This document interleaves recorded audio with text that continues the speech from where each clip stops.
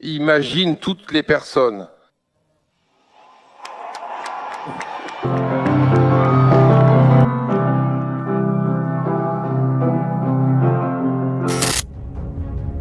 Cet homme ne sait pas dans quel pétrin il s'est mis pendant que Maduro chante « Imagine » devant un public qui applaudit.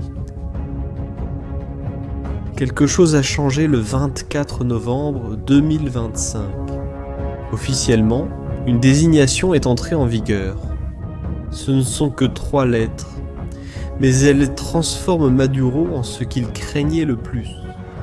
Et quand vous verrez ce que ces 3 lettres permettent aux États-Unis de faire, vous comprendrez pourquoi Maduro supplie de parler avec Trump. Pêche. Les 3 lettres sont Organisation terroriste étrangère, ce qui signifie Organisation terroriste étrangère. Le 16 novembre, le secrétaire d'État Marco Rubio a annoncé que le cartel de Los Sols serait désigné comme une organisation terroriste étrangère et selon le département d'État américain, le chef de ce cartel est Nicolás Maduro. Maintenant, vous pouvez vous demander, mais attendez, Maduro n'est-il pas le président du Venezuela ? Comment peut-il être le chef d'un cartel terroriste ? C'est justement ça la manœuvre. Les États-Unis ont cessé de reconnaître Maduro comme président légitime. Pour le gouvernement américain, il ne dirige pas le Venezuela. Il dirige une organisation criminelle qui contrôle le pays, une organisation qui fait du trafic de drogue. Il soutient d'autres groupes terroristes, comme le Train d'Aragua et le cartel de Sinaloa, et utilise la violence comme outil politique.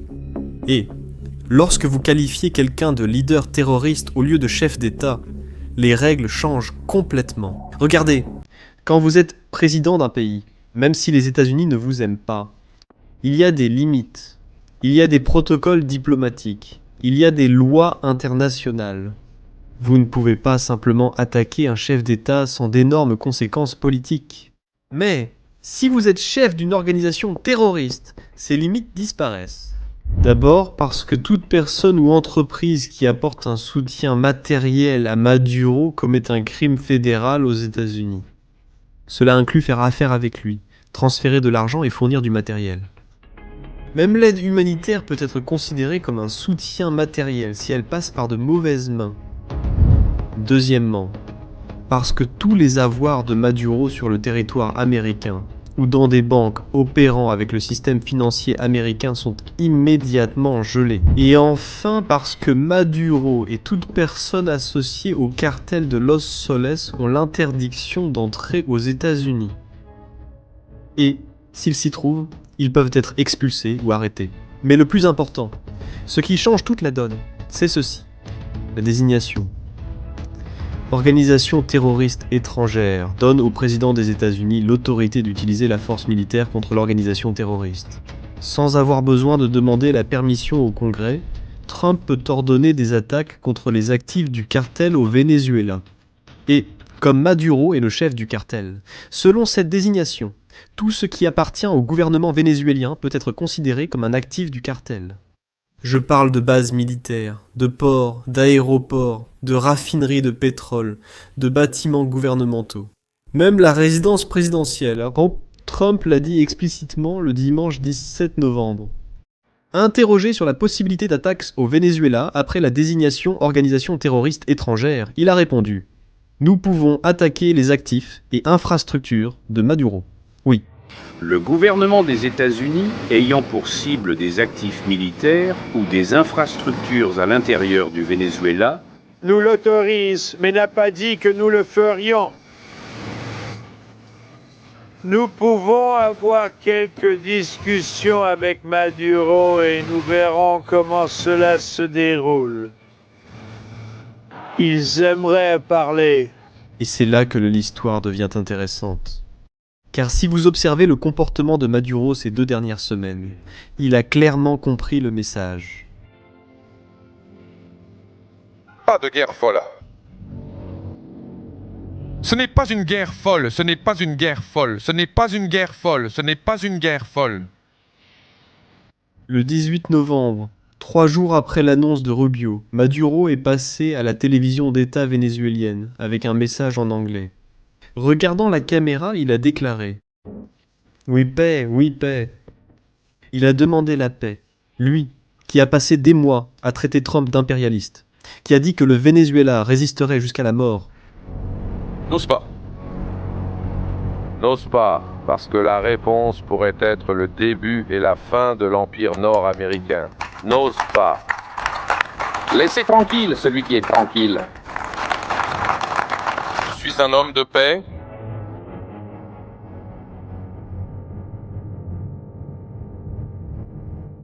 Il a mobilisé 200 000 soldats et promis un combat armé. Tout à coup, il veut discuter ? La peur ? Bien sûr, mais ce n'était pas que ça. Le 15 novembre, lors d'un meeting à Miranda, Maduro a fait quelque chose de bizarre, là, devant une grande audience. Il a chanté Imagine de John Lennon, la chanson pacifiste la plus célèbre du monde. Imagine all the people living life in peace. Le public a applaudi. Le gouvernement a diffusé la vidéo.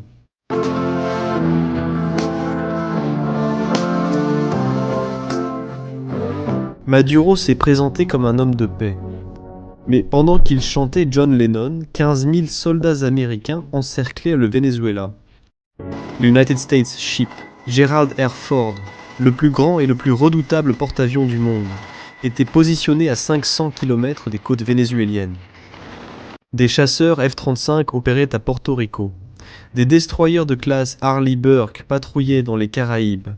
La plus grande mobilisation militaire américaine dans la région depuis l'invasion du Panama en 1989. Et Nicolás Maduro le savait. Il savait que la désignation organisation terroriste étrangère approchait, et il savait ce que cela signifiait. C'est pourquoi il a changé son discours de « Nous résisterons jusqu'au bout » à « Imagine all the people sharing all the world ». Mais il y a plus, beaucoup plus. Début novembre, avant même l'annonce officielle de la désignation organisation terroriste étrangère Maduro, a lancé une application appelée VENAP. L'application existait déjà depuis 2022. Elle était utilisée pour signaler des problèmes avec les services publics. Manque d'eau, coupure d'électricité et ce genre de choses. Mais en novembre 2025, elle a été remaniée. Désormais, un temps VENAP sert à signaler des activités suspectes et des personnes suspectes. Maduro a demandé aux militaires de superviser l'application et a demandé au peuple vénézuélien de rapporter tout ce qu'ils entendent, tout ce qu'ils lisent. C'est un système de surveillance de masse, une application de dénonciation. L'idée est claire. Maduro a peur que les Américains essaient de le renverser de l'intérieur.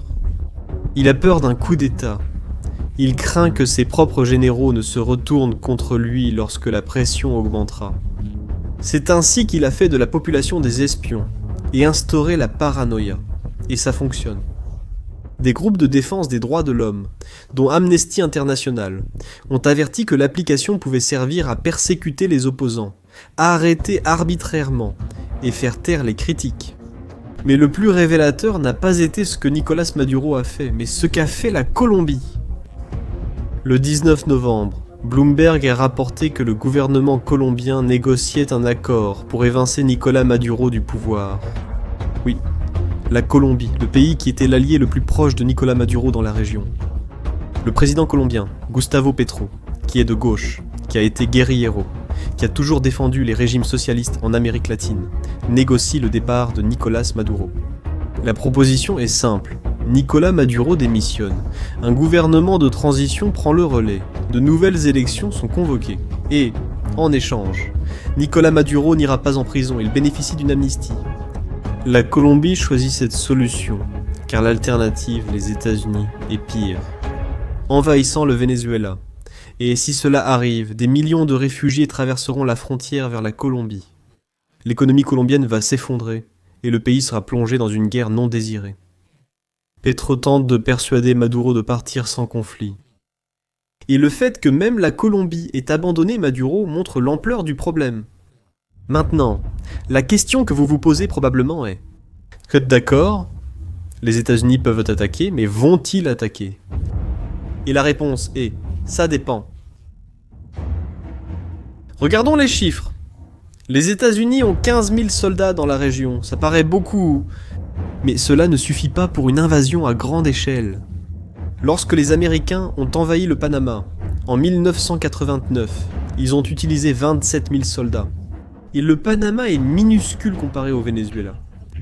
Lorsqu'ils ont occupé Haïti, en 1994, ils ont utilisé 25 000 soldats. Le Venezuela compte 125 000 soldats dans l'armée régulière, plus 8 millions de miliciens selon Maduro. Ce chiffre est probablement exagéré, mais même si c'est la moitié, cela reste une armée énorme. Donc, les États-Unis n'ont pas assez de troupes pour envahir, mais ils n'ont pas besoin d'envahir. Ils peuvent effectuer des frappes chirurgicales, détruire la force aérienne vénézuélienne, bombarder des bases militaires, bloquer les ports et empêcher les exportations de pétrole. Surtout, ils peuvent éliminer Maduro. Parce qu'avec la désignation organisation terroriste étrangère, Maduro devient une cible légitime, tout comme l'ont été Oussama Ben Laden, al-Baghdadi, Soleimani. Et où sont ces trois-là aujourd'hui ?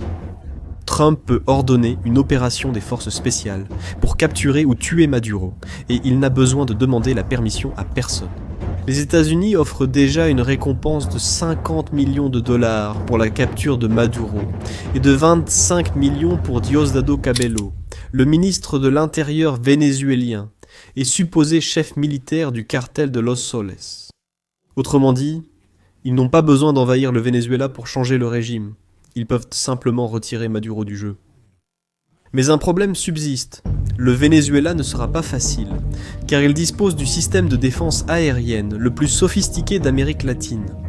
Il dispose de missiles S-300VM d'origine russe. Ces missiles peuvent abattre des avions à 250 km de distance. Ils forment un bouclier sur Caracas et la côte vénézuélienne. Les Américains devraient utiliser des chasseurs F-35 qui sont invisibles au radar pour pénétrer ce système.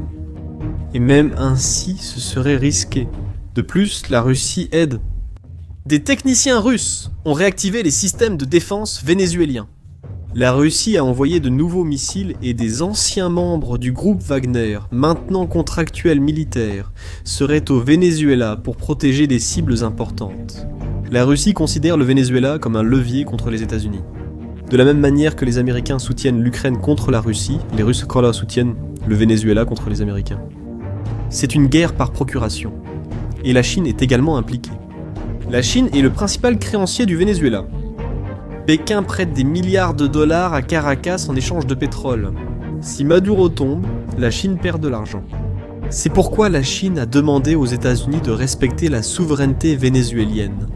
C'est pourquoi la Chine fournit un soutien économique pour maintenir Maduro au pouvoir.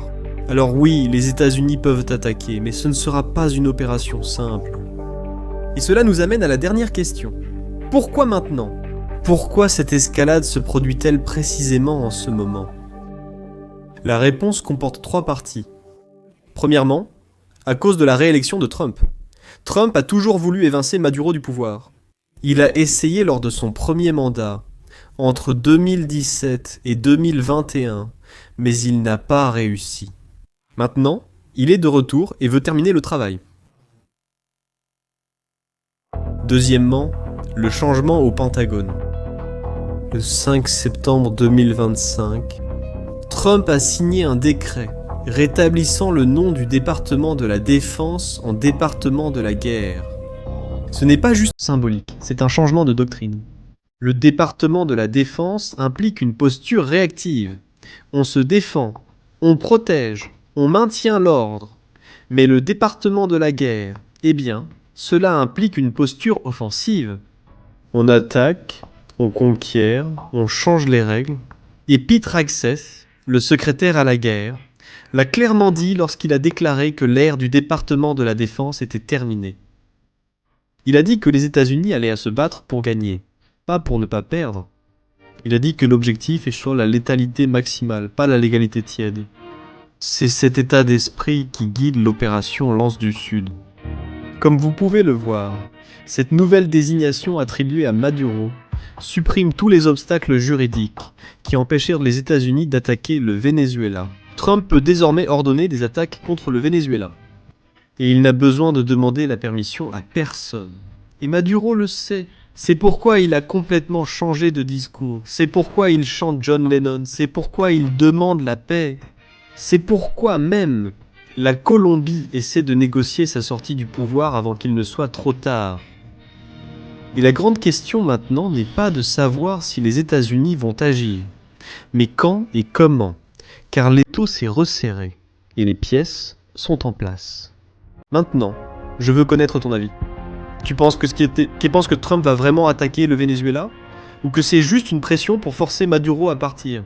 Laisse ton avis dans les commentaires. Et si tu as trouvé cette vidéo intéressante, partage-la avec quelqu'un qui a besoin de comprendre ce qui se passe dans les Caraïbes. Et abonne-toi à la chaîne pour ne pas manquer les prochaines vidéos sur cette crise. Merci et à la prochaine.